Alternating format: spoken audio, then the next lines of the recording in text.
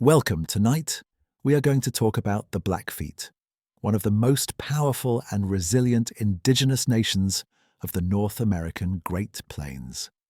For centuries, they dominated the vast grasslands and mountains, stretching from what is now Montana into the Canadian provinces of Alberta and Saskatchewan. Theirs is a story of adaptation, strength, spiritual depth, and survival against overwhelming odds.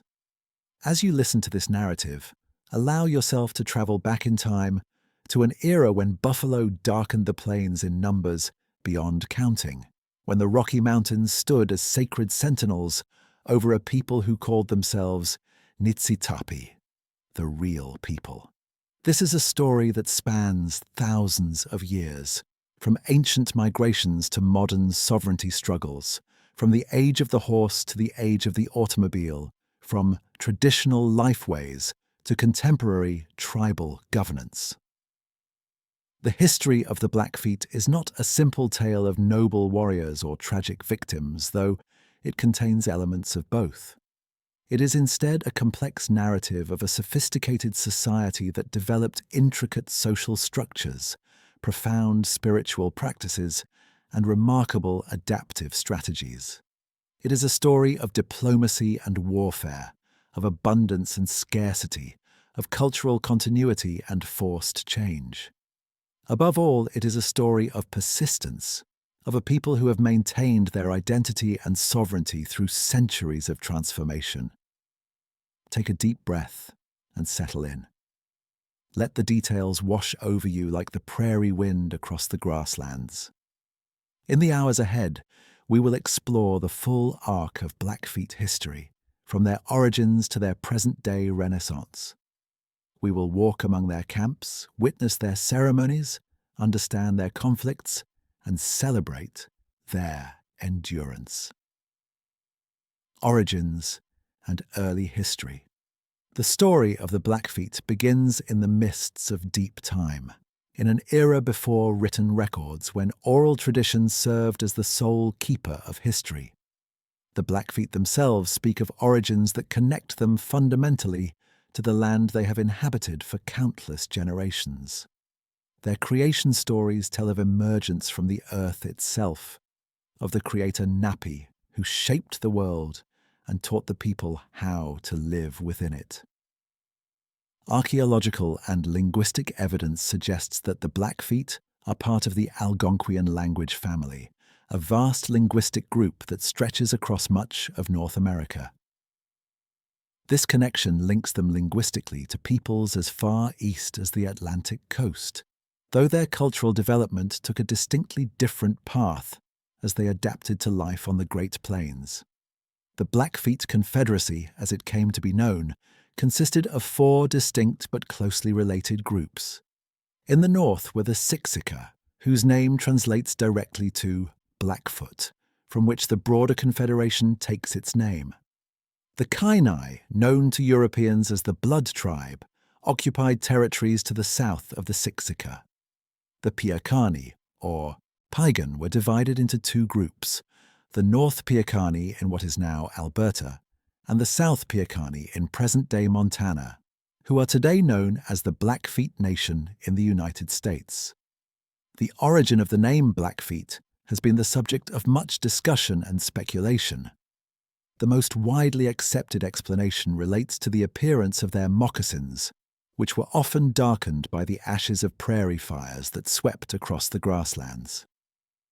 Others suggest the name came from the practice of dyeing moccasins black, or from walking across burned prairie grasses. Whatever its origin, the name became the identifier by which these people became known to the outside world, though they have always called themselves Niitsitapi, the real people. The traditional territory of the BlackFeet was vast and varied. It stretched from the North Saskatchewan River in the north to the Missouri River in the south, from the Rocky Mountains in the west to the Cypress Hills in the east. This immense range encompassed diverse ecosystems, rolling prairies, river valleys, foothill regions, and the eastern slopes of the Rocky Mountains themselves.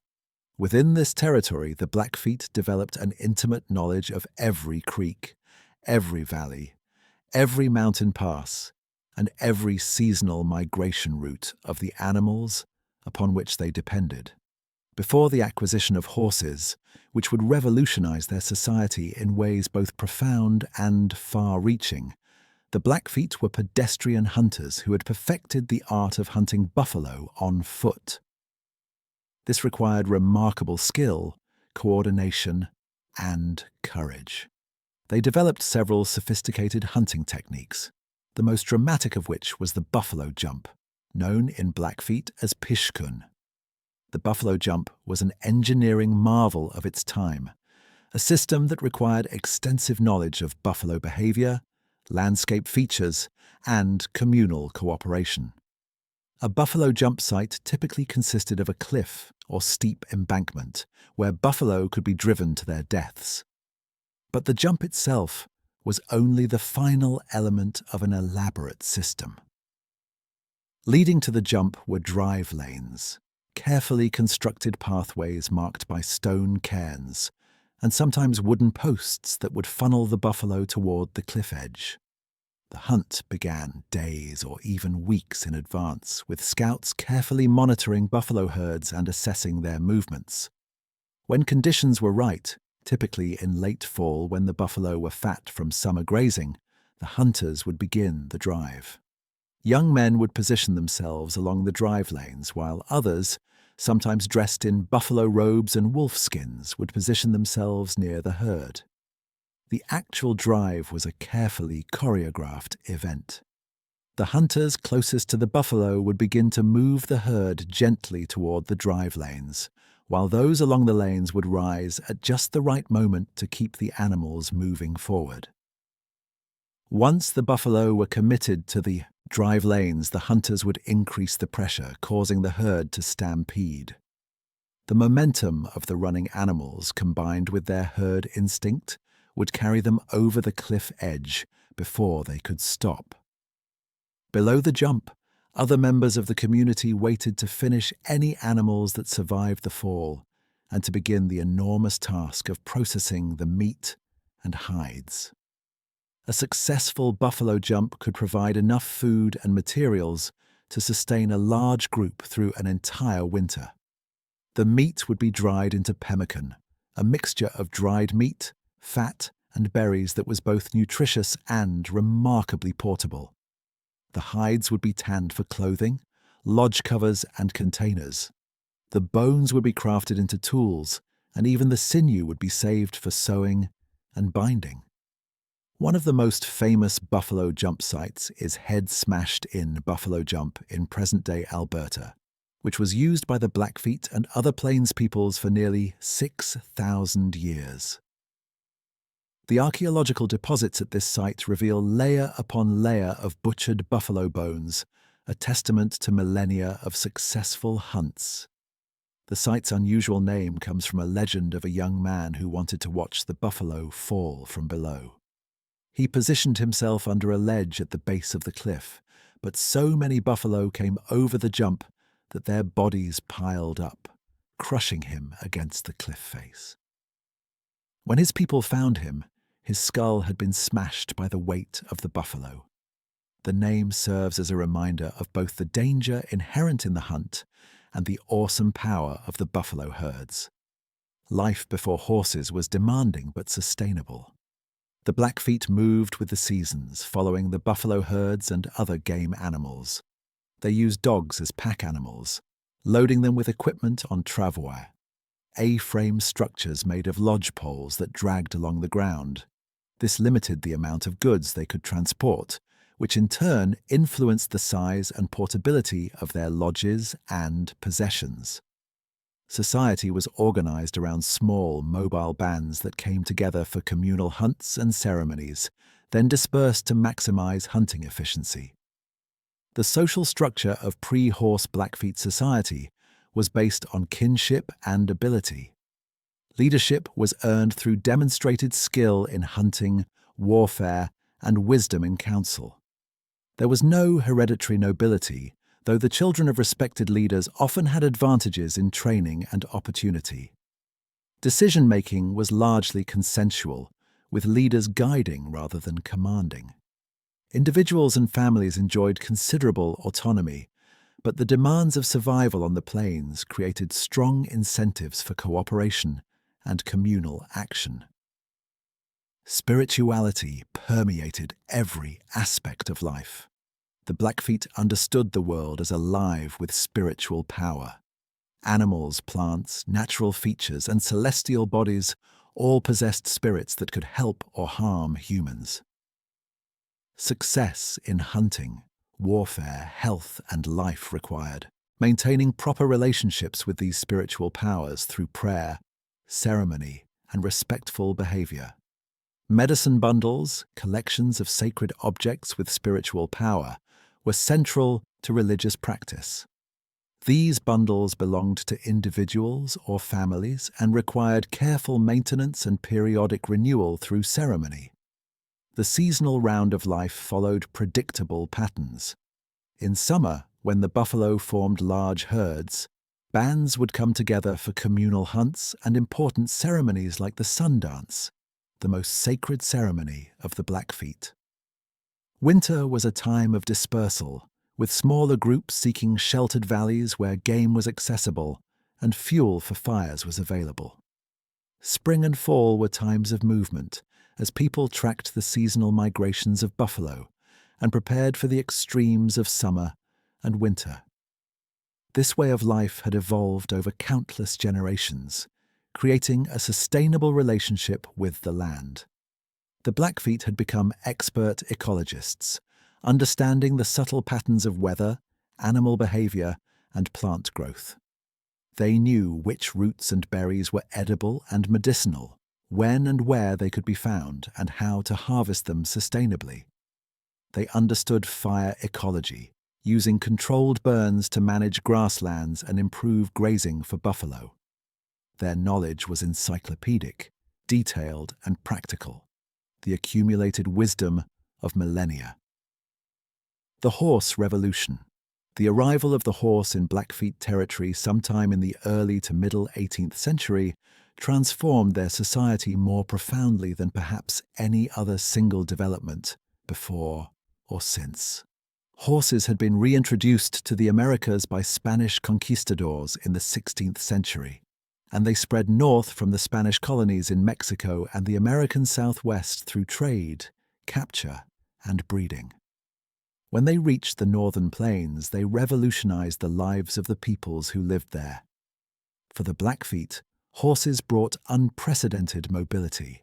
Where dogs could carry only limited loads, horses could transport much more, allowing for larger teepees, more possessions, and greater comfort. Hunting became dramatically more efficient. Mounted hunters could keep pace with running buffalo, selecting the best animals and killing far more in a single hunt than had been possible on foot. Warriors on horseback could travel greater distances, strike more quickly, and retreat more safely than pedestrian fighters. The transformation was not merely technological but social and economic. Horses became the primary measure of wealth and status. A man with many horses was powerful and influential. A man with few was poor. Horses were essential for success in virtually every aspect of life: hunting, warfare, courtship, and ceremony. They became central to the economy, serving as currency for trade and the primary form of property that could be accumulated and transferred. The acquisition of horses created new imperatives for raiding. While raiding and small-scale warfare had existed before horses, they intensified dramatically in the horse era. Young men could gain prestige, wealth, and status by raiding other tribes for horses. This created a constant cycle of raids and counter-raids that characterized relations between plains tribes in the 18th and 19th centuries. Raiding was governed by complex customs and rituals. It was as much about proving courage and gaining spiritual power as it was about acquiring horses. A successful raid required careful planning, spiritual preparation, and considerable skill. War parties would travel hundreds of miles into enemy territory, often spending weeks or months away from home. They moved in small groups, living off the land and avoiding detection. The ideal raid was one in which horses were taken without bloodshed, demonstrating superior skill and cunning. Killing enemies brought spiritual power, but also obligations and dangers, as the spirits of the slain required appeasement through ceremony. The BlackFeet became renowned as some of the most formidable warriors and horse raiders on the plains. Their territory, stretching along the eastern slopes of the Rocky Mountains, gave them strategic advantages. They controlled mountain passes that served as trade routes and hunting corridors. They had access to parkland and foothill ecosystems that provided shelter and resources.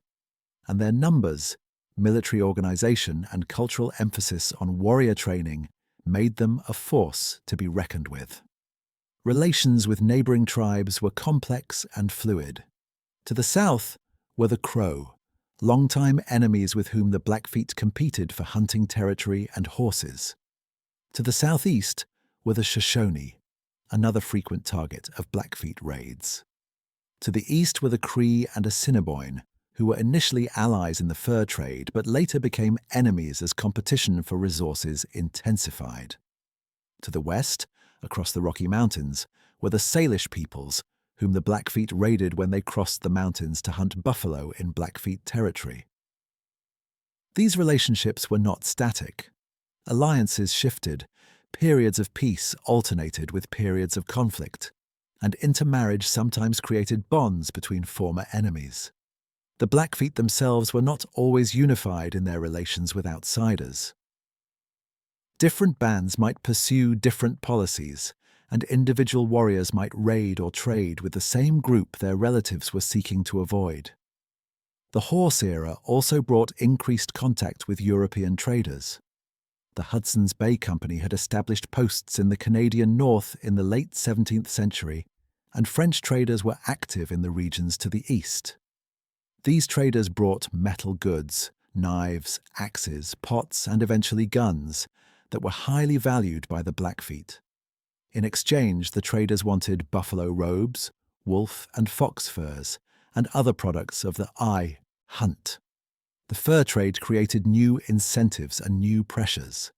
Guns gave enormous military advantages to those who possessed them, creating an arms race among plains tribes. Groups with access to guns could dominate those without them. The BlackFeet initially obtained guns indirectly through trade with Cree and Assiniboine intermediaries who had direct contact with European traders. Later, American traders established posts closer to BlackFeet territory, giving them more direct access to trade goods and firearms. The commercialization of hunting for trade created pressures on buffalo populations. Where traditional hunting had been sustainable, oriented toward meeting community needs, commercial hunting encouraged killing buffalo primarily for their robes, often wasting the meat. This was especially true in the winter, when buffalo robes were thickest and most valuable to traders. The BlackFeet, like other plains tribes, increasingly oriented their hunting toward market demands rather than purely subsistence needs. Yet despite these changes, the fundamental patterns of BlackFeet life remained intact through the late 18th and early 19th centuries. They were still a free, nomadic people following the buffalo across their traditional territory. Their population was substantial and growing. Their military power kept most enemies at bay. Their spiritual practices and social structures remained vital and central to daily life. They had adapted European trade goods and horses to their own purposes, incorporating them into a fundamentally indigenous way of life. The Golden Age. The period from roughly the 1770s to the 1830s is sometimes called the Golden Age of the Plains tribes, and for the BlackFeet it was indeed a time of power and prosperity. They had successfully integrated horses into their society without abandoning their core cultural values. They had access to European trade goods but had not become dependent on them. Their population was healthy and robust, numbering perhaps 15,000 or more across the 4 divisions of the Confederacy. Buffalo were still incredibly abundant. Early visitors to the plains wrote in awe of herds so vast they darkened the prairie from horizon to horizon. A single herd might contain hundreds of thousands of animals. The Blackfeet had perfected the art of hunting these animals on horseback, and they enjoyed a material prosperity that impressed European visitors. Their lodges were spacious and well-appointed, their clothing elaborate and beautifully decorated, their horse herds numerous. The Sundance, the central religious ceremony of the Blackfeet, was celebrated each summer with great solemnity and communal participation. This ceremony, which lasted for many days, was both a religious observance and a social gathering. It renewed the relationship between the people and the sun, the source of life and power. It brought bands together from across Blackfeet territory, strengthening social bonds and providing opportunities for courtship, trade, political discussion, and the resolution of disputes. The Sundance centered on the construction of a special lodge and the fulfillment of vows made by individuals, usually women, who pledged to sponsor the ceremony in exchange for spiritual assistance in times of need. The ceremony involved fasting, prayer, dancing, and various forms of self-sacrifice. It reaffirmed the cosmic order and the proper relationship between humans, nature, and the spiritual powers that governed the universe. In addition to the Sundance, the Blackfeet had many other ceremonies and societies. Warrior societies provided training, social bonding, and collective action for men at different stages of life. The most prestigious of these was the Brave Dogs, though there were many others, each with its own regalia, songs, and responsibilities. These societies organized communal hunts, provided police functions during the summer gatherings, and served as the military force in times of warfare. Women had their own societies and their own sources of power and prestige. The most important was the Society of Women who had sponsored the Sundance. These women held special knowledge and ceremonial responsibilities. Women's labor was essential to the economy. They processed buffalo hides into robes for trade. They gathered and prepared plant foods. They crafted the elaborate beadwork and quillwork that decorated clothing and equipment. And they maintained the household. Marriage patterns reflected both individual choice and family strategy. Polygyny was practiced, with successful men sometimes having multiple wives. Often these were sisters, an arrangement that kept the family's resources concentrated and could strengthen family bonds. Marriage involved an exchange of gifts between families and created alliances that extended kinship networks. Divorce was possible and not particularly stigmatized, though marriage was generally stable. Children were treasured and generally treated with affection and indulgence. They learned through observation and participation rather than formal instruction. Boys learned to ride, hunt, and fight by practicing from an early age. Girls learned the crafts and skills of women's work. Both learned the stories, songs, and ceremonies that were the cultural inheritance of the Blackfeet people. Grandparents often took a special role in children's education, having the time and patience to teach the old stories and traditional knowledge. The elderly were respected for their wisdom and experience. In a society without writing, they were living libraries, repositories of historical and practical knowledge. They advised councils, taught the young, and maintained ceremonial knowledge. When they became too frail to travel with the band, difficult decisions sometimes had to be made, but the ideal was to care for elders as they had cared for others in their youth. Political organization remained decentralized. Each band had its own leaders, chosen for their ability rather than by heredity. A chief's authority came from his reputation for wisdom, generosity, bravery, and spiritual power. He could advise and persuade, but could not command. If people disagreed with the chief's decisions, they could follow another leader or form their own band. This prevented the accumulation of coercive power, while still providing leadership and coordination.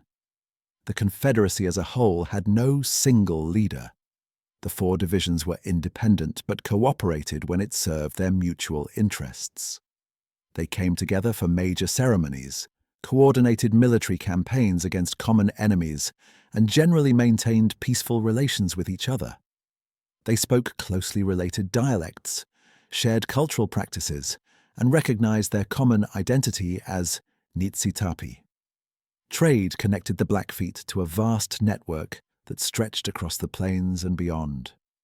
They traded buffalo robes and other products north to Hudson's Bay Company posts, south to American traders, and west over the mountains to Salish trading partners.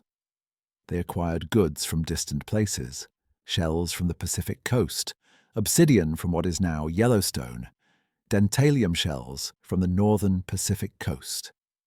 These trade goods served not just practical purposes but also decorative and ceremonial ones. The Blackfeet were skilled in many crafts. They made fine arrows and lances decorated with feathers and paint. Their quill work was renowned for its beauty and intricacy. After the introduction of glass beads through trade, they developed distinctive beadwork styles that combined traditional patterns with the new medium. They painted their lodges with designs that often had spiritual significance, depicting events from visions or important episodes from the owner's life. Music and storytelling were central to cultural life. Songs were owned and could be purchased or transferred. They accompanied ceremonies, hunts, warfare, and daily life. Stories served multiple purposes. They entertained, educated, and transmitted moral values and historical knowledge. Some stories were about Napi, the trickster figure who was both wise and foolish, whose adventures explained the origins of various features of the world and human customs. Other stories recounted historical events, heroic deeds, or cautionary tales. The Blackfeet had a rich oral literature that encompassed multiple genres. There were creation stories that explained the origins of the world and the people. There were moral tales that taught proper behavior and values. There were historical narratives that preserved the memory of important events and individuals. There were sacred stories associated with ceremonies and medicine bundles that could only be told in specific contexts and by those with the proper authority. This oral tradition was not fixed, but living and dynamic. Each telling might vary slightly as the storyteller adapted to the audience and context. Important stories had canonical elements that were carefully preserved, but skilled storytellers could embellish and elaborate while maintaining the core narrative. This flexibility allowed the tradition to remain relevant across generations while preserving essential cultural knowledge. First contacts with Europeans and Americans. The Blackfeet's first significant contacts with Europeans came through the fur trade in the late 18th and early 19th centuries. These contacts were initially sporadic and indirect, mediated through other tribes who served as intermediaries. The Blackfeet were aware of the white traders to the north and east, and they desired the metal goods and guns that these traders offered, but their remote location and the hostility of tribes between them and the trading posts limited direct contact. The first documented European to visit Blackfeet territory was likely the Hudson's Bay Company trader David Thompson, who explored the region in the early 1800s. Thompson found the Blackfeet to be numerous, powerful, and initially suspicious of European intentions. Early trading relationships were tentative and sometimes hostile. The Blackfeet were accustomed to being the dominant power in their territory, and they were not inclined to defer to outsiders. The American exploration of the West brought new contacts. The Lewis and Clark expedition of 1804 to 1806 passed through territories adjacent to Blackfeet lands.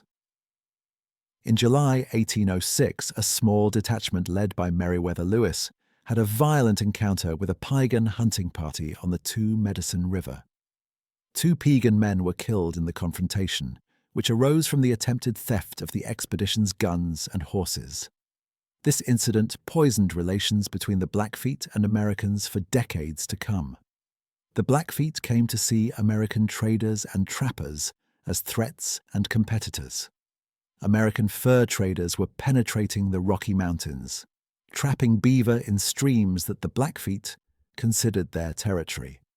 Unlike the Canadian traders who maintained fixed posts and traded for furs brought to them, American mountain men ranged widely through the wilderness, directly extracting resources from Blackfeet lands. The Blackfeet responded with force, attacking American trappers and traders whenever they found them. The period from the 1810s through the 1840s saw frequent clashes between Blackfeet warriors and American trappers. Numerous trappers were killed, and the Blackfeet earned a fearsome reputation in American frontier literature. From the American perspective, the Blackfeet were hostile and treacherous.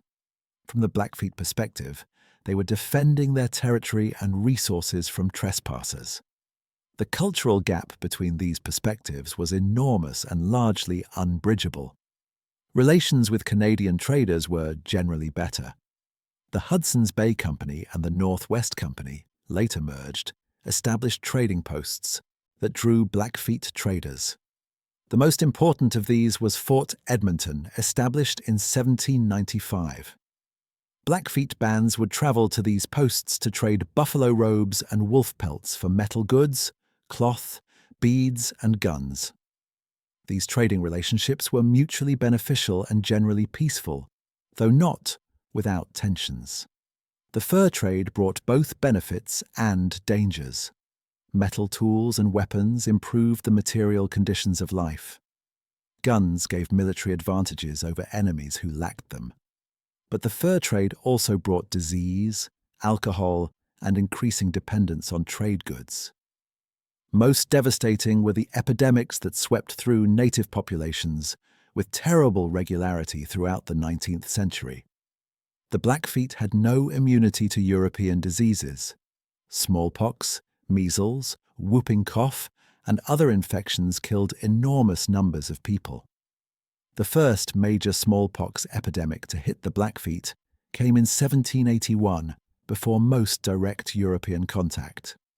The disease travelled along indigenous trade routes, carried by infected individuals who had contacted European traders.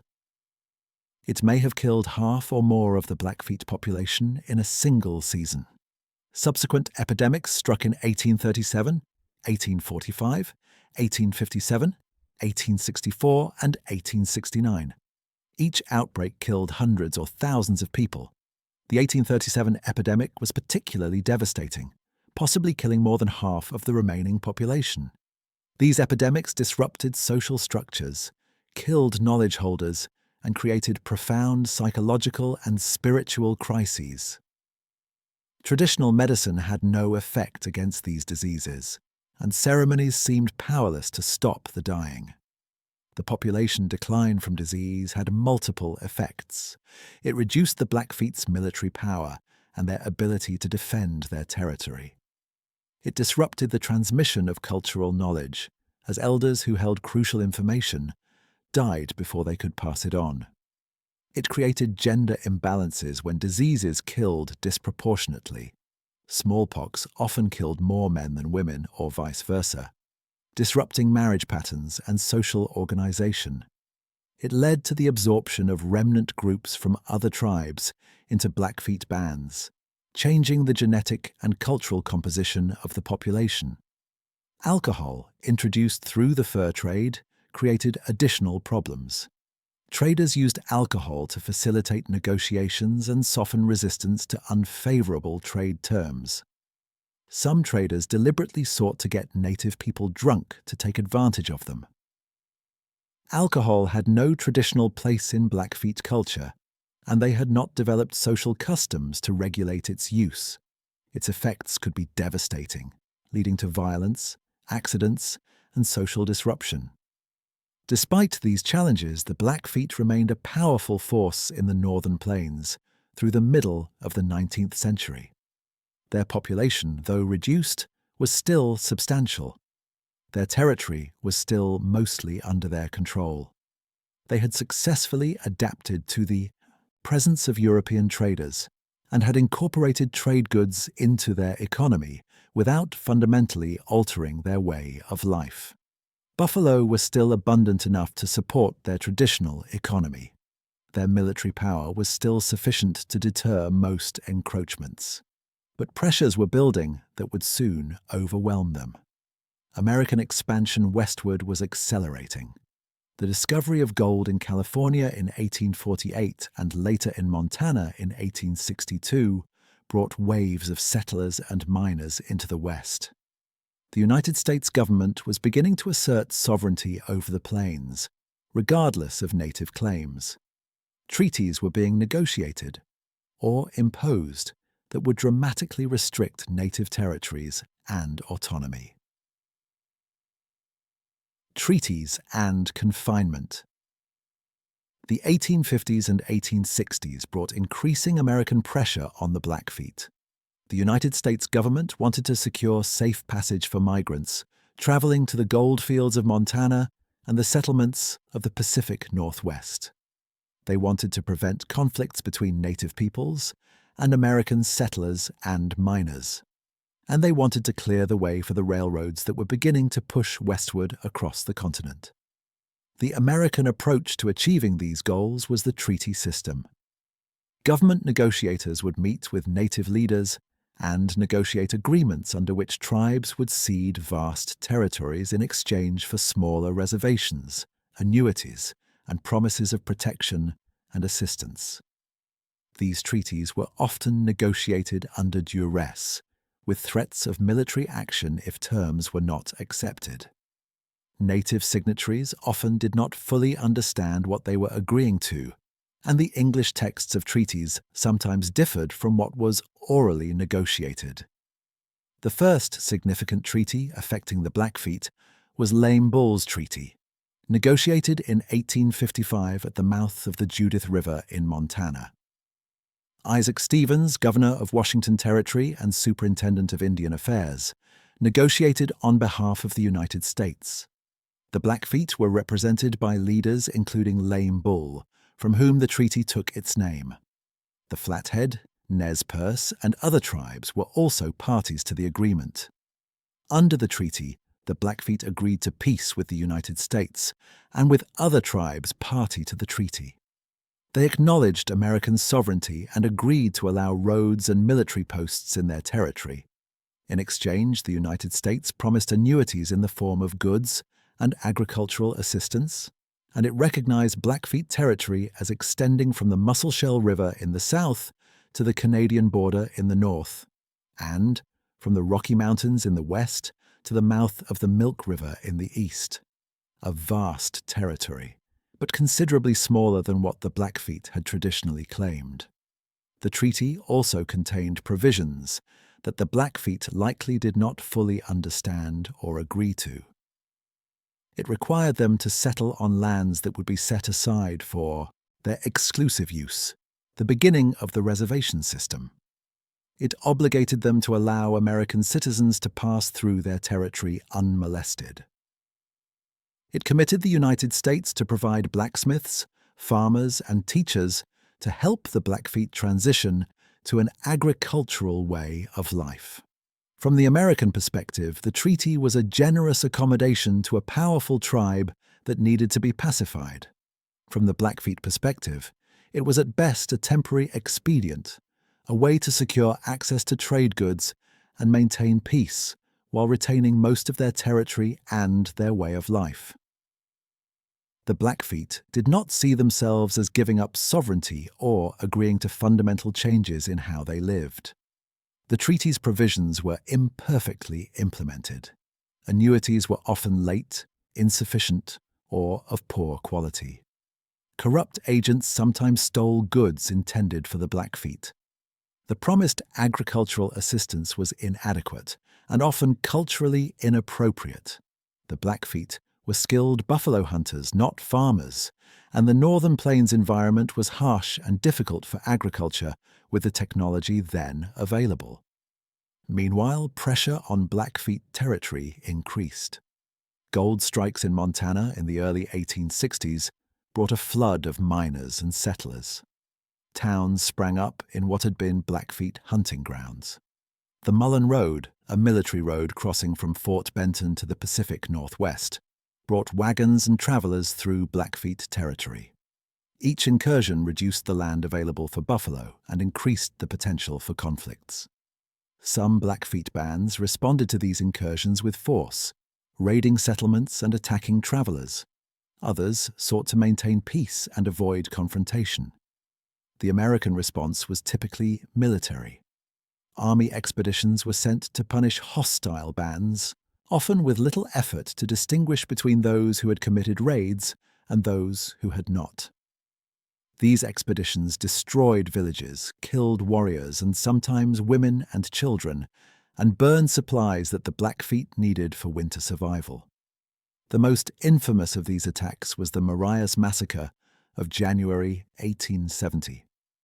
A cavalry detachment under Major Eugene Baker was sent to punish Mountain Chief's band for raids on settlers. Instead, Baker's troops attacked a peaceful band led by Heavy Runner, who had friendly relations with the Americans and was camping separately from the hostile bands.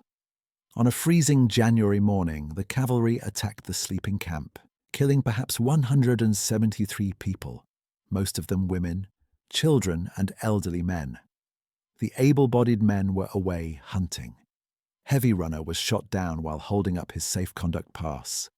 The survivors were left with nothing, their lodges burned, their horses taken, their food supplies destroyed, in the middle of winter.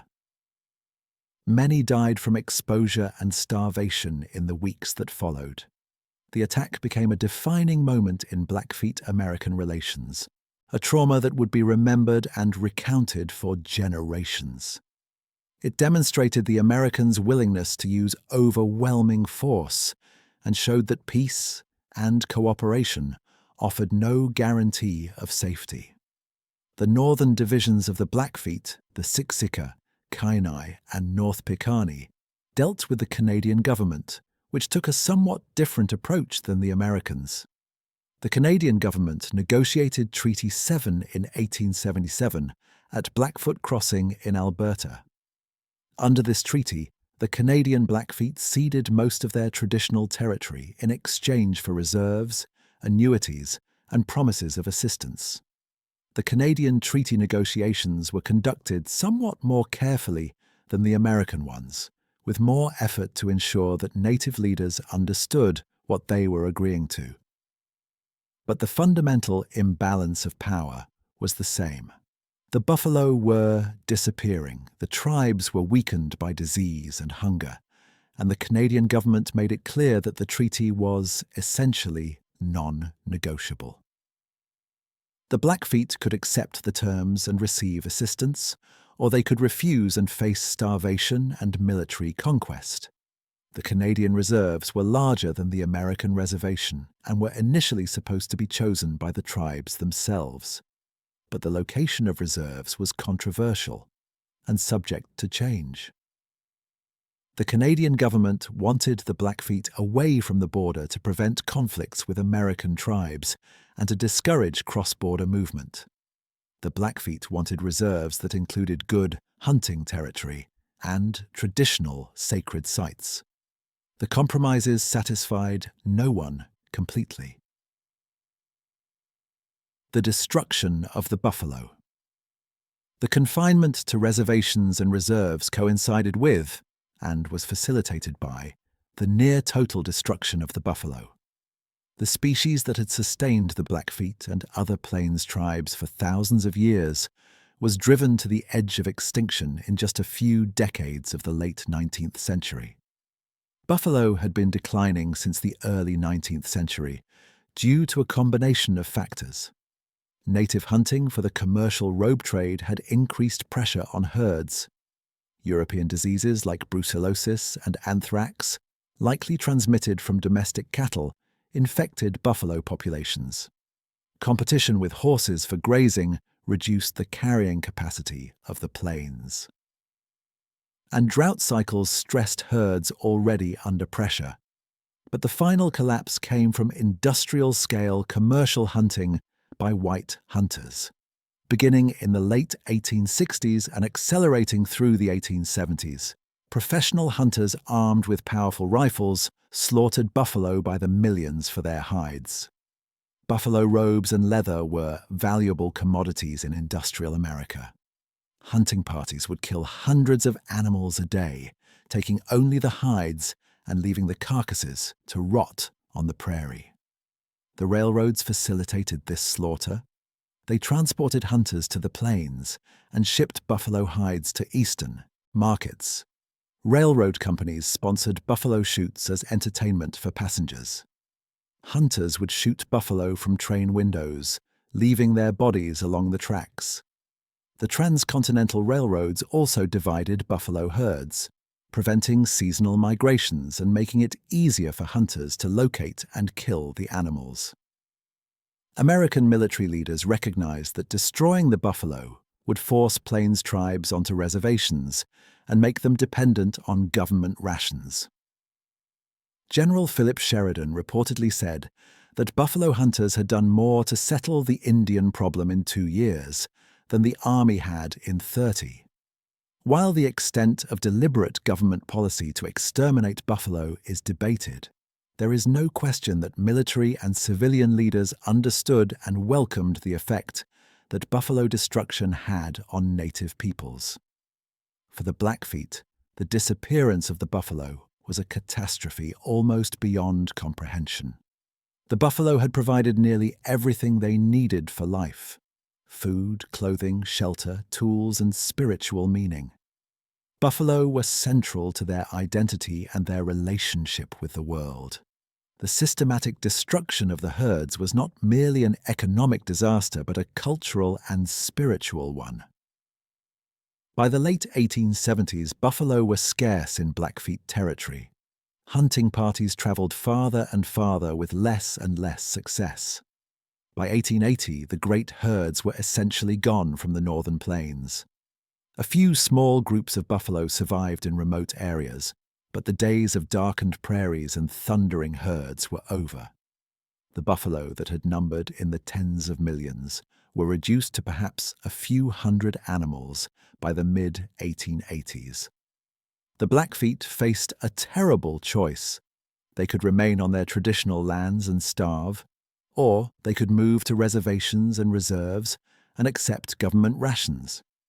Many tried to hold out, hoping the buffalo would return, or that they could survive by hunting deer, elk, and small game.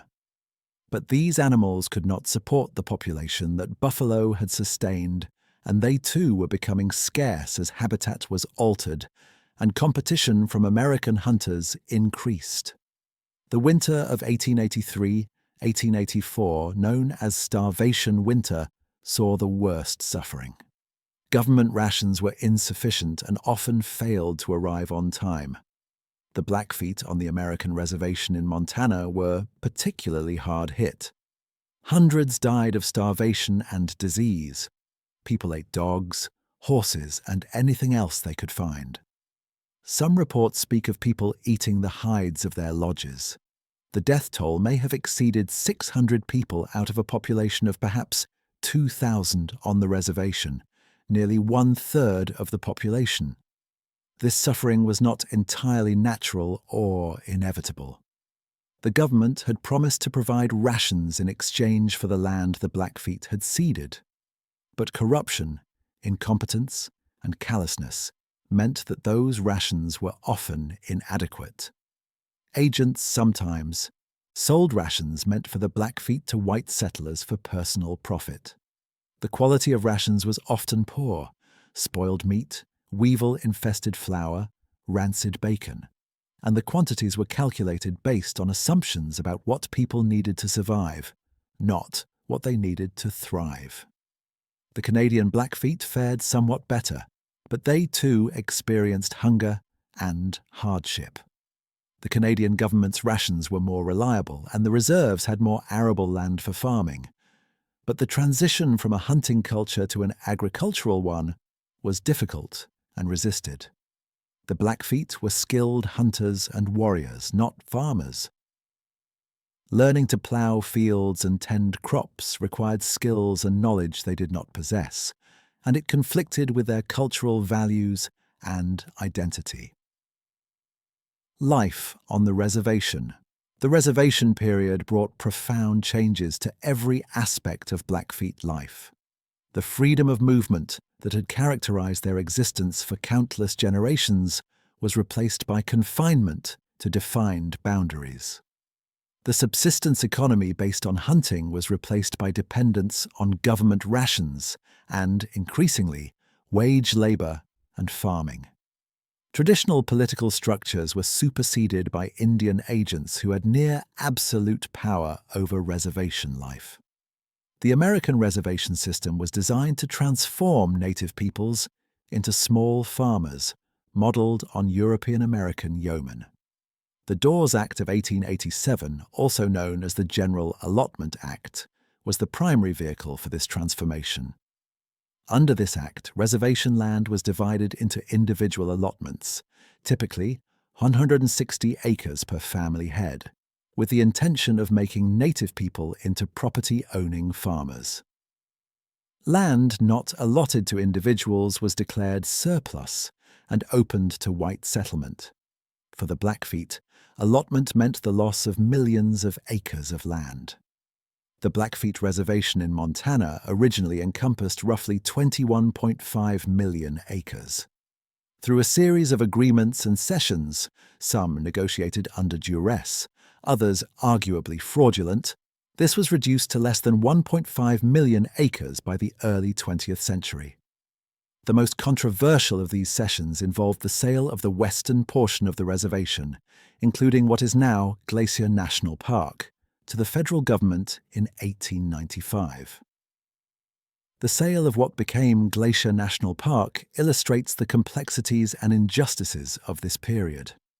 The Blackfeet needed money to survive, and believed they were selling land they would no longer use now that buffalo were gone. Government negotiators and some tribal leaders saw the sale as a way to provide immediate relief from poverty. But the price paid, $1.5 million for roughly 800,000 acres of prime mountain territory, was far below the land's value. And the agreement forever severed the Blackfeet's legal claim to lands that held enormous spiritual and cultural significance. The mountains of what is now Glacier National Park were sacred to the Blackfeet. They were the backbone of the world, the place where earth met sky. Young men went there on vision quests, seeking spiritual power and guidance. Specific peaks, valleys, and lakes had spiritual significance and featured in origin stories and sacred narratives. The sale of this land was not just an economic transaction, but a spiritual dispossession. Individual allotment brought its own problems. The 160 acres given to each family was supposed to be sufficient for farming, but the northern plains environment was harsh and unpredictable. Growing seasons were short, rainfall was erratic, and temperatures could be extreme.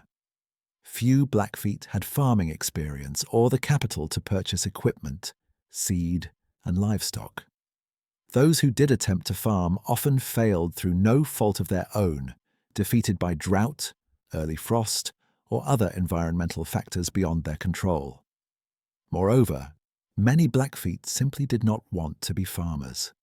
Farming was inconsistent with their cultural identity as hunters and warriors. Tilling the earth seemed degrading to people who had roamed freely across vast territories. The gender division of labor in traditional Blackfeet society had women doing what little cultivation occurred, growing tobacco for ceremonial use, while men hunted and made war. Farming required men to take on what they saw as women's work, a role reversal that challenged masculine identity. The government response to agricultural failure was typically to blame the Blackfeet themselves, characterizing them as lazy or incompetent, rather than acknowledging the structural barriers to success. Indian agents often had little understanding of local environmental conditions or cultural factors, and they imposed policies designed for different circumstances. When farming failed, rations were sometimes cut as punishment, creating a vicious cycle of poverty and dependency. Education policy was another arena of cultural conflict.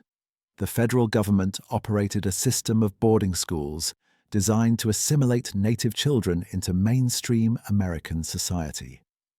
The philosophy behind these schools was articulated by Richard Henry Pratt, founder of the Carlisle Indian Industrial School, in his infamous phrase, "Kill the Indian, save the man." The idea was to remove children from their families and cultures, strip away their native identity, and replace it with European American language, religion, and customs. Blackfeet children were sent to boarding schools both on and off the reservation. They were forbidden to speak Blackfeet and punished if they did. Their hair was cut, a significant loss, as long hair had cultural meaning for many native peoples. They were given European names and European-style clothing. They were taught Christianity and Euro-American history, skills, and values.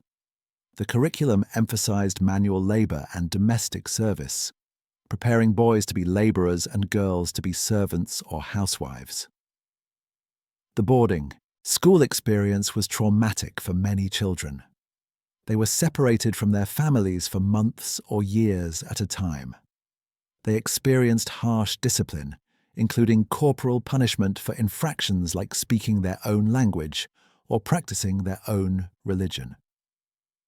Many suffered physical and sexual abuse at the hands of school staff. Disease was common in the crowded, poorly ventilated dormitories. Some children died far from home and were buried in school cemeteries without their families' knowledge. The stated purpose of boarding schools was to educate native children and prepare them for life in modern America. But the education provided was often inadequate and oriented toward low-status manual labor rather than professional or commercial success. Students learned to read and write English, but often not at levels that would allow them to compete successfully in mainstream society. They learned trades, but not usually the business skills or capital needed to establish themselves economically.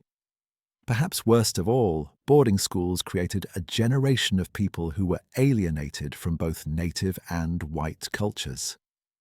They had been taught to despise their native heritage and had lost fluency in their own language and knowledge of their own traditions. But they were not accepted as equals in white society either. They faced discrimination and limited opportunities. Many returned to reservations unable to fit back into traditional ways that had already been severely disrupted, but equally unable to succeed in the white world they had been prepared for. Religious conversion was another tool of assimilation. Christian missionaries, both Catholic and Protestant, established missions on Blackfeet reservations and reserves. They sought to convert the Blackfeet to Christianity and to eliminate traditional religious practices, which they considered pagan superstition at best and devil worship at worst. The sun dance and other ceremonies were banned by federal regulation in the late 19th century, though enforcement was inconsistent and some ceremonies continued in secret or modified forms.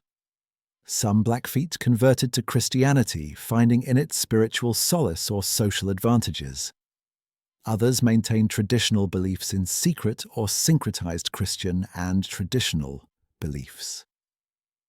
Many resented the missionaries' attacks on their culture and their attempts to control spiritual life.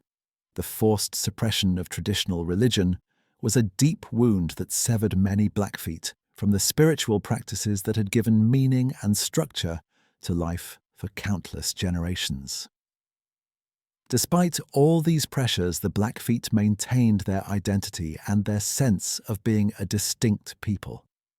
They preserved knowledge of their language, though fewer and fewer people spoke it fluently. They passed down stories and songs, though often in secret or in modified forms.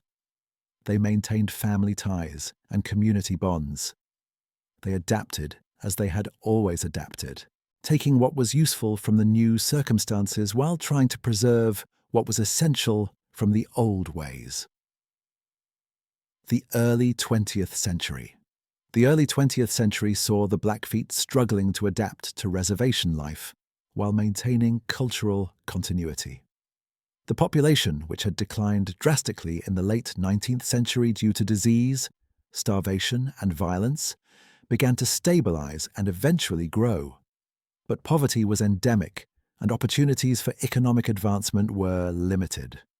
The reservation economy was underdeveloped and dependent. Most Blackfeet lived in poverty, relying on a combination of government rations, lease income from land, rented to white ranchers, and whatever wage labor they could find. Ranching became important on the Blackfeet reservation, with both Blackfeet ranchers and white lessees running cattle on reservation land. Some Blackfeet became successful ranchers, but many lacked the capital and expertise to compete effectively. The lease system created perverse incentives. Blackfeet landowners could lease their allotments to white ranchers, often for modest fees. This provided income without requiring labor or investment, but it also meant that productive land was controlled by outsiders. The government encouraged leasing, arguing that it allowed the land to be used productively while the Blackfeet learned to manage it themselves. Critics argued that it simply enriched white ranchers while keeping the Blackfeet poor and dependent. World War I brought new opportunities and challenges. Many Blackfeet men enlisted in the US military, serving with distinction in France. Military service brought prestige and, for some, a sense of purpose and adventure reminiscent of the old warrior traditions. Blackfeet soldiers were noted for their courage and fighting skill. Some served as scouts and code talkers, using the Blackfeet language, which the Germans could not understand, to transmit sensitive messages. The war also brought economic opportunities. Demand for agricultural products increased and prices rose. Some Blackfeet ranchers prospered temporarily, but the post-war depression of the early 1920s brought hardship as agricultural prices collapsed and unemployment rose. The brief prosperity proved transitory, and poverty returned. The 1920s saw debates over federal Indian policy. Reformers criticized the reservation system and the federal government's paternalistic control over native peoples. The Merriam Report of 1928, a comprehensive study of conditions on Indian reservations, documented widespread poverty, poor health, inadequate education, and bureaucratic incompetence. It recommended increased funding for education, healthcare, and economic development, as well as greater respect for native cultures. These criticisms contributed to the Indian Reorganization Act of 1934, a major shift in federal policy. The act ended allotment and encouraged tribes to adopt constitutional governments and develop reservation economies. It promoted tribal self-governance and cultural preservation. For the Blackfeet, this meant the opportunity to establish a formal tribal government with a written constitution. The Blackfeet adopted a constitution in 1935, establishing an elected tribal council to govern reservation affairs. This created new political structures and opportunities, but also created tensions. Traditional leadership had been based on consensus and earned respect. The new system involved electoral politics, majority rule, and formal procedures that were foreign to Blackfeet traditions. Some traditionalists viewed the tribal council as illegitimate, a tool of federal control rather than genuine self-governance. The tribal council had limited powers. Major decisions still required approval from the Bureau of Indian Affairs. The council could not tax, could not regulate non-Indians on the reservation, and had to operate within constraints set by federal law and policy.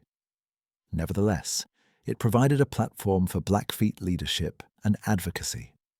Council members could lobby the federal government, negotiate with outside interests, and make decisions about reservation resources within their limited jurisdiction.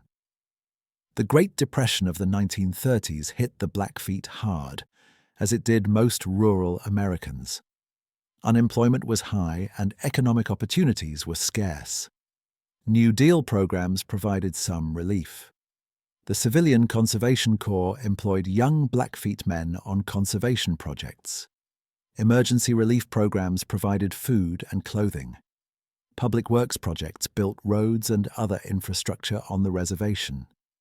These programs helped people survive the Depression, but did not fundamentally alter the reservation's economic underdevelopment.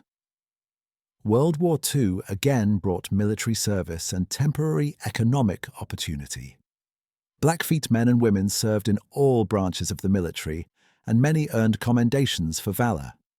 The war economy created demand for labor and agricultural products. Some Blackfeet found work in defense industries in cities like Seattle and Los Angeles. This exposure to urban life and wage labor opened new horizons for some, but also created tensions between traditional ways and modern opportunities. The post-war period brought new pressures. The federal government pursued a policy of termination, seeking to end federal responsibility for Indian tribes and assimilate native peoples into mainstream American society.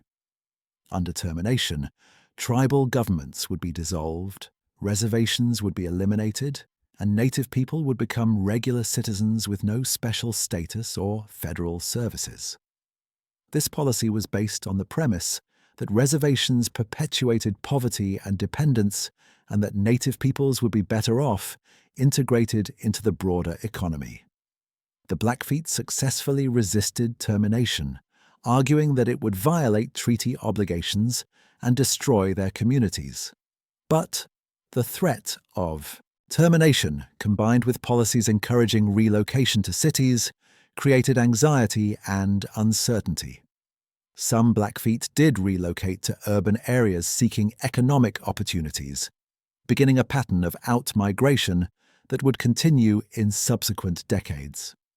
Throughout this period, the Blackfeet worked to maintain cultural practices despite official discouragement and practical obstacles. The sun dance and other ceremonies continued, though often in modified forms or with limited participation. Elders taught the Blackfeet language and traditional stories to those willing to learn, though English was increasingly dominant. Traditional crafts like beadwork and quillwork survived as both artistic expressions and sources of income from tourist sales. The powwow emerged as an important cultural institution in this period. Originally a plains celebration involving dancing, singing, and social gathering, the powwow evolved into an intertribal event that brought native people together from many different tribes. For the Blackfeet, powwows became occasions to celebrate cultural identity, maintain social ties, and pass traditions to younger generations. They combined traditional elements with innovations, creating a living tradition that adapted to contemporary circumstances. Modern era and sovereignty struggles. The 1960s and 1970s brought renewed activism and cultural pride to native peoples across North America. The Red Power movement, civil rights activism, and growing environmental consciousness created a climate favorable to native self-determination. The Blackfeet, like other tribes, asserted their sovereignty and demanded greater control over their own affairs. The shift in federal policy from termination to self-determination, formalized in legislation during the 1970s, gave tribes more authority to govern themselves and manage their own resources. The Indian Self-Determination and Education Assistance Act of 1975 allowed tribes to contract with the federal government to operate programs and services previously managed by the Bureau of Indian Affairs. This gave the BlackFeet Tribal Council greater control over education, healthcare, law enforcement, and social services. Self-determination brought both opportunities and challenges. With greater authority came greater responsibility. The tribal government had to develop administrative capacity, manage complex programs, and make difficult decisions about priorities and resource allocation. Corruption and mismanagement sometimes occurred, as it does in all governments. But the overall trend was toward greater tribal capacity and more effective governance. Economic development became a major focus. The BlackFeet Reservation, like many reservations, had limited economic opportunities. Unemployment was chronically high, often exceeding 50% or more. Much of the land was leased to white ranchers rather than used by BlackFeet themselves. The reservation lacked industrial development, commercial infrastructure, and investment capital. The tribe pursued various economic development strategies.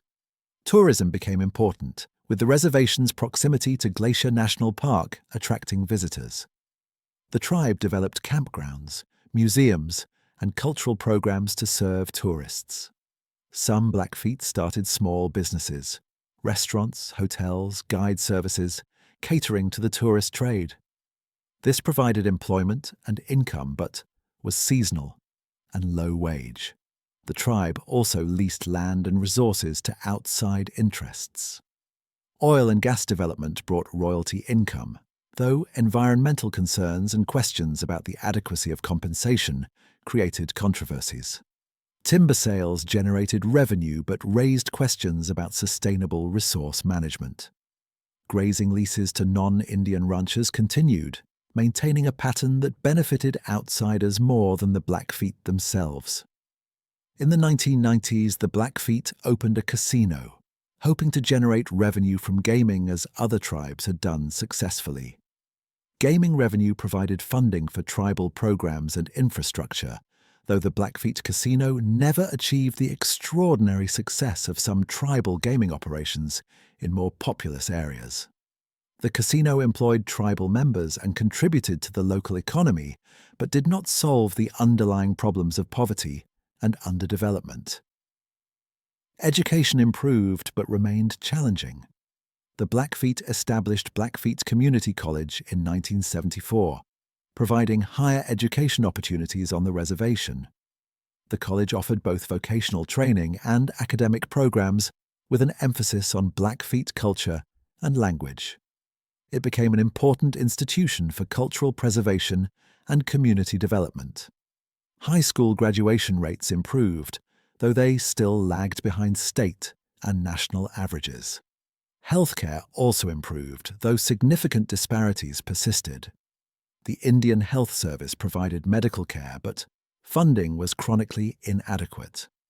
Health outcomes for BlackFeet people remained poor compared to the general population, with high rates of diabetes, alcoholism, heart disease, and other conditions associated with poverty and historical trauma. Life expectancy was lower than for the population as a whole. Alcoholism and substance abuse remained serious problems. While not universal, many BlackFeet were abstinent or drank moderately. Alcoholism affected a substantial minority of the population and had devastating effects on individuals, families, and communities. It contributed to domestic violence, child neglect, accidents, and health problems. The roots of alcoholism were complex, involving historical trauma, poverty, cultural disruption, and limited opportunities. Addressing it required not just treatment programs, but broader social and economic change. Cultural revitalization became an important movement. Language preservation programs sought to save the BlackFeet language, which was, or endangered as fluent speakers aged and died. The Blackfeet Nation established language classes in schools and community centers. They created dictionaries, recordings, and teaching materials. Young people were encouraged to learn the language as a way of connecting with their heritage. Traditional ceremonies experienced a renaissance. The sun dance, which had been suppressed and had nearly died out, was revived and became widely practiced again. Other ceremonies that had been maintained by a few knowledgeable elders were taught to younger people. This cultural revival was partly spiritual, a return to traditional religious practices that provided meaning and identity. But it was also political, an assertion of sovereignty and distinctiveness in the face of assimilationist pressures. The revival of traditional practices did not mean a rejection of modernity.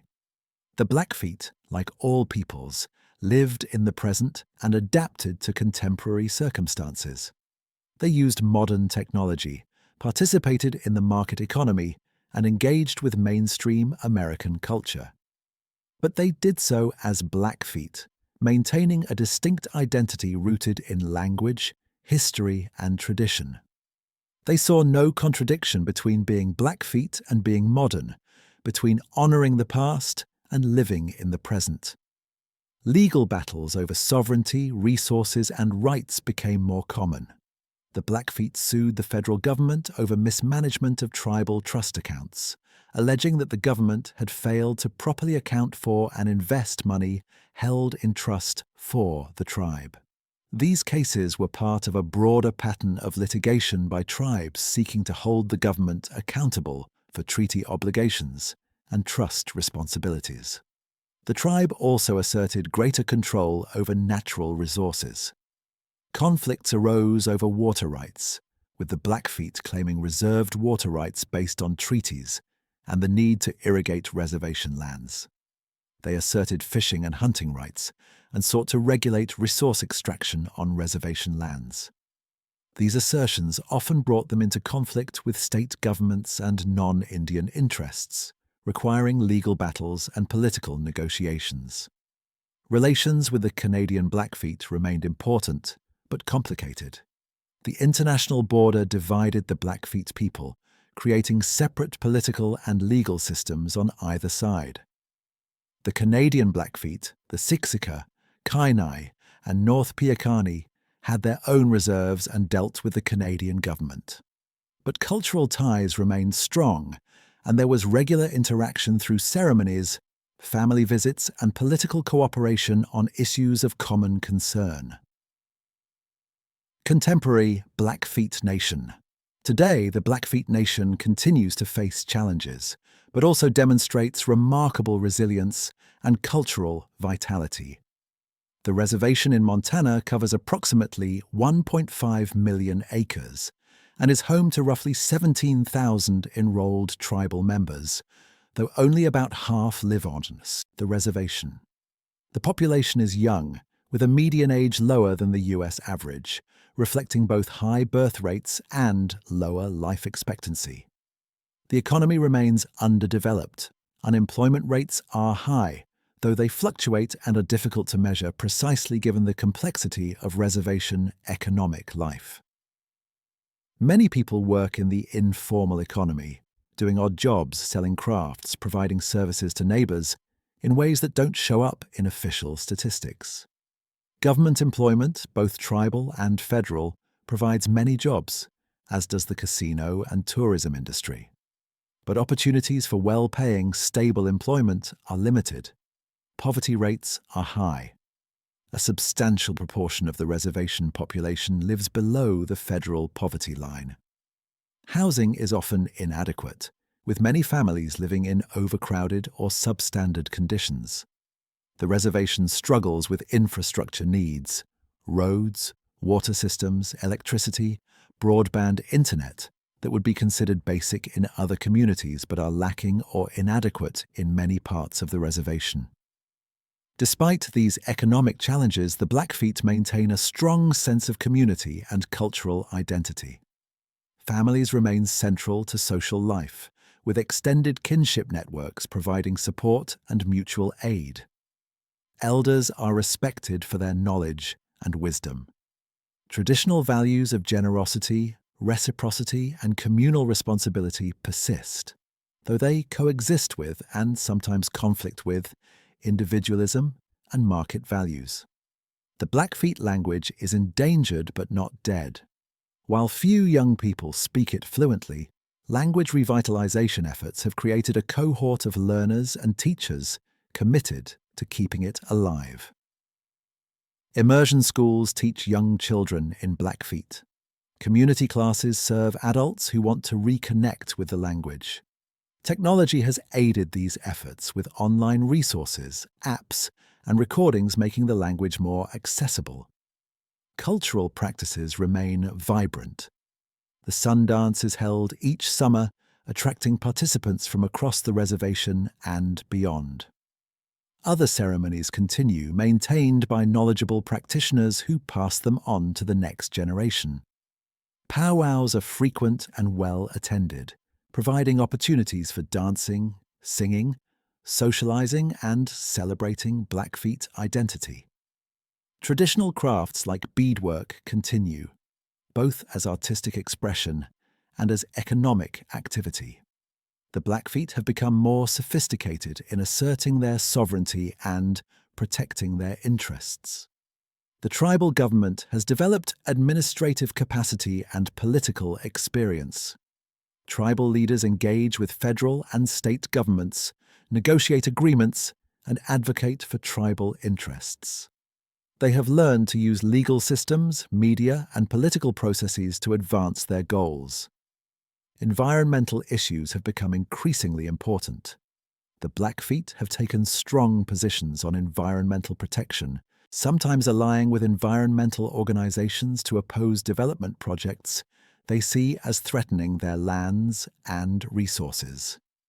They have opposed oil and gas development in sensitive areas adjacent to the reservation. They have advocated for the protection of sacred sites and the preservation of wildlife habitat. The relationship with Glacier National Park remains complex.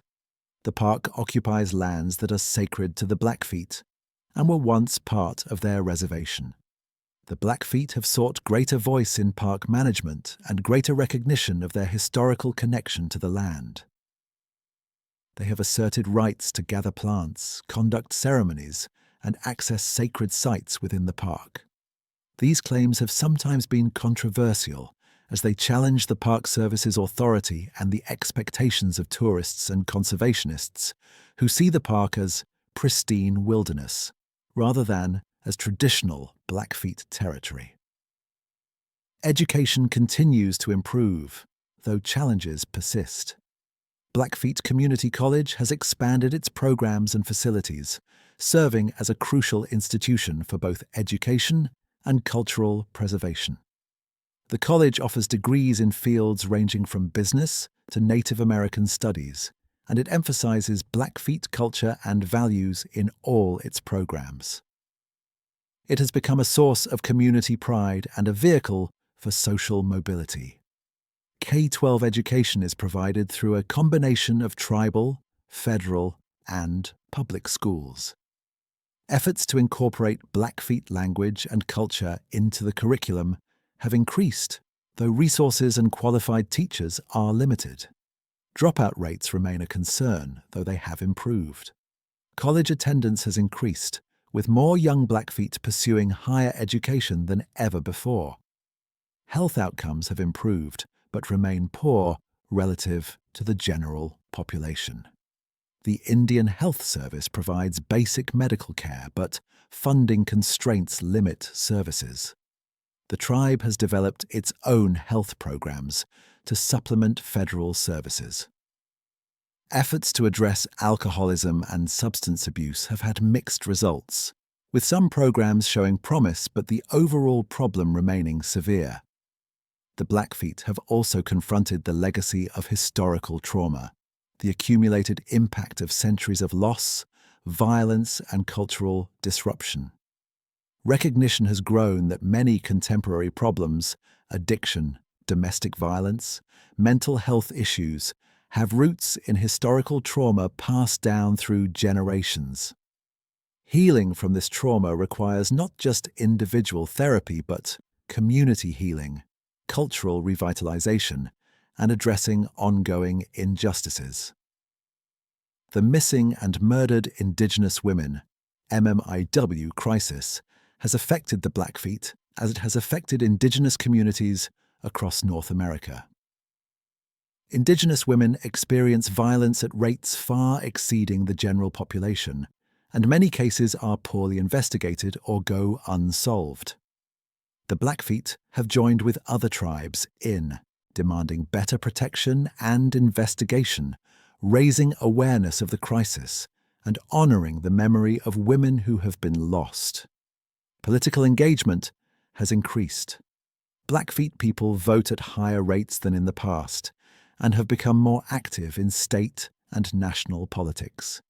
They have elected tribal members to local offices and have influenced state and federal policy on issues affecting the tribe. This political engagement reflects both growing political sophistication and the recognition that self-determination requires active participation in broader political processes. Relations with neighboring communities are complex. The reservation is surrounded by non-Indian towns and ranches. Economic interdependence creates ties, but cultural differences and historical grievances create tensions. Racism and discrimination persist, though they are less overt than in the past. Many non-Indians have little understanding of or respect for tribal sovereignty, seeing the reservation as an obstacle to development or as a source of unfair advantages through gaming and tax exemptions. Yet there are also examples of cooperation and mutual respect. Some non-Indians have learned about Blackfeet history and culture and have become allies in efforts to protect the environment and preserve cultural sites. Economic partnerships have developed that benefit both sides. Schools have improved their teaching of native history and culture. Progress is uneven and sometimes frustrating, but the overall direction has been toward greater understanding and respect. The future. As we move further into the 21st century, the Blackfeet face both challenges and opportunities. Climate change threatens the environment of the northern plains, bringing more extreme weather, changing precipitation patterns and altering ecosystems. The Blackfeet, like all peoples, must adapt to these changes while working to mitigate their worst effects. Economic development remains a critical need. The reservation cannot sustain its population on the current economic base. Creating employment opportunities that provide living wages without destroying the environment or compromising cultural values is a persistent challenge. The tribe continues to explore various strategies: renewable energy development, sustainable agriculture, value-added manufacturing, technology industries, seeking pathways to prosperity that are consistent with tribal values and sovereignty. Cultural preservation and revitalization continue to be priorities. The Blackfeet recognize that language, ceremony, and traditional knowledge are precious inheritances that must be maintained for future generations. Young people are increasingly interested in learning the language and participating in ceremonies. Technology offers new tools for preservation and transmission of cultural knowledge. But the challenge remains significant as modern life creates competing demands on people's time and attention. Education is seen as crucial to the future. The tribe invests heavily in education, seeing it as the pathway to economic opportunity and self-determination. But education must be both culturally grounded and preparing students for success in a globalized economy. Balancing these goals, maintaining cultural identity while acquiring the skills needed for contemporary life, is an ongoing challenge. Health improvement is another priority. The tribe has developed comprehensive health programs that combine modern medicine with traditional healing practices. Addressing the social determinants of health, poverty, inadequate housing, food insecurity, environmental hazards requires broad social and economic change. But progress is being made and health outcomes are slowly improving. Political sovereignty remains a fundamental goal.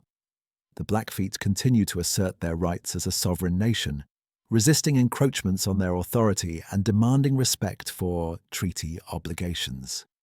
They work through legal systems, political processes, and international forums to protect their sovereignty and advance their interests. This work is never finished, as each generation must defend and redefine what sovereignty means in changing circumstances. The BlackFeet story is not a tragedy but an ongoing narrative of resilience and adaptation. They have survived conquest, disease, starvation, cultural suppression, and forced assimilation. They have maintained their identity as a distinct people with their own language, culture, and political sovereignty. They have adapted to radically changed circumstances while preserving essential elements of their heritage. The challenges they face are real and substantial. Poverty, addiction, health disparities, and limited economic opportunities affect many families and individuals. The reservation struggles with problems that would challenge any community: inadequate infrastructure, underfunded schools, high unemployment. Historical trauma continues to affect psychological and social well-being across generations. But the BlackFeet also demonstrate remarkable strengths. Their sense of community and cultural identity provides resilience and meaning. Their traditional values of generosity, reciprocity, and respect for nature offer alternatives to the individualism and materialism of mainstream culture. Their political organization and growing sophistication in asserting their rights show adaptive capacity and determination. Young BlackFeet people are increasingly educated, politically engaged, and culturally grounded. They navigate multiple worlds, traditional and modern, Indian and mainstream, with growing confidence and skill. They are social media savvy, college-educated, and globally aware, yet they participate in ceremonies, speak the language, and honor their heritage.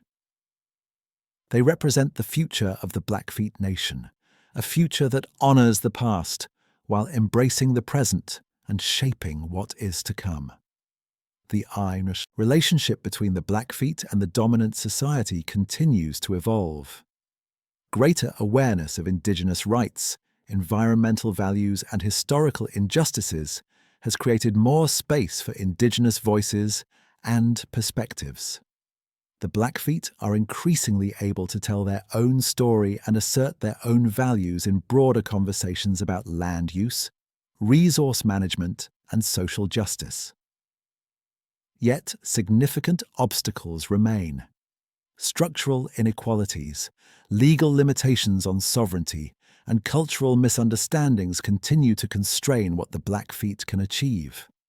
The reservation economy remains underdeveloped and dependent.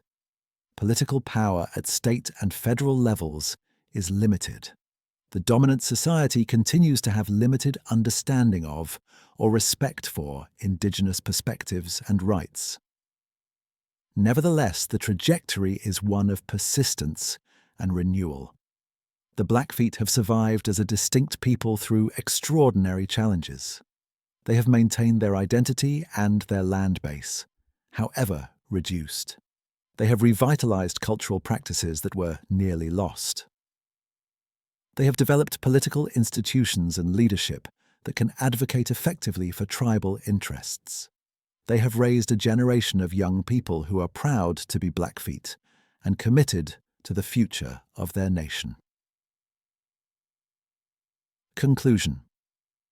As we conclude this long narrative, we return to where we began, with the BlackFeet as Niitsitapi, the real people.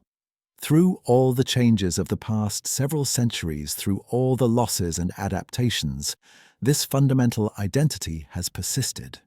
The Blackfeet remain a distinct people with their own language, culture, territory, and political sovereignty. Their story is part of the broader history of indigenous peoples in North America, a history of thriving societies disrupted by colonization, of resilience in the face of overwhelming pressure to assimilate or disappear. It is a story that challenges simple narratives of progress or inevitability, showing instead the complexity of human societies adapting to radically changed circumstances while maintaining core aspects of their identity. The Blackfeet experience also speaks to broader human themes: the relationship between people and place, the power of cultural identity, the struggle for self-determination, and the possibility of survival and renewal even after catastrophic loss. Their persistence demonstrates that cultures are not static artifacts preserved in museums, but living, changing traditions maintained by people who value them enough to pass them on. For those who are not Blackfeet, this story offers lessons about the ongoing impacts of historical injustice, the importance of honoring treaties and commitments, and the value of cultural diversity. It challenges us to see indigenous peoples not as relics of the past, but as contemporary nations with their own goals, values, and rights. It invites us to recognize that the land we inhabit has a deeper history than is often acknowledged, and that the peoples who have lived here for millennia have knowledge and perspectives worth listening to. For the Blackfeet themselves, this narrative, in all its complexity, is part of their inheritance. It includes both the triumphs and the tragedies, the adaptations and the losses. It honors the ancestors who survived impossible circumstances and maintained the culture for future generations. It recognizes the challenges of the present while affirming the possibility of the future. The Blackfeet have endured. They have not merely survived, but have maintained their identity and their aspirations as a people. They continue to speak their language, practice their ceremonies, govern their reservation, and tell their own stories. They continue to assert their rights, protect their resources, and shape their own future. They remain, as they have always been, Niitsitapi, the real people. As you reflect on this long narrative, consider the resilience of the human spirit, the power of cultural identity, and the importance of respecting the rights and dignity of all peoples. The Blackfeet story is not over. It continues today and will continue tomorrow, written by Blackfeet people themselves as they navigate the challenges of the 21st century, while honoring the legacy of countless generations who came before. May we all learn from their example, their courage in the face of adversity, their commitment to maintaining what is essential even while adapting to change, and their determination to survive as a people and a culture. The Blackfeet have much to teach about resilience, about the relationship between people and land, about the value of community and tradition, and about the possibility of maintaining cultural identity in a changing world. This has been their story, a story that continues to unfold with each passing day, carried forward by the Blackfeet people themselves. May their language continue to be spoken, their ceremonies continue to be performed, and their sovereignty continue to be recognized. May they prosper in the years to come, honoring their past while creating their future, remaining always Niitsitapi, the real people. Rest well and carry with you the knowledge of this remarkable people and their enduring presence on the lands they have called home since time immemorial.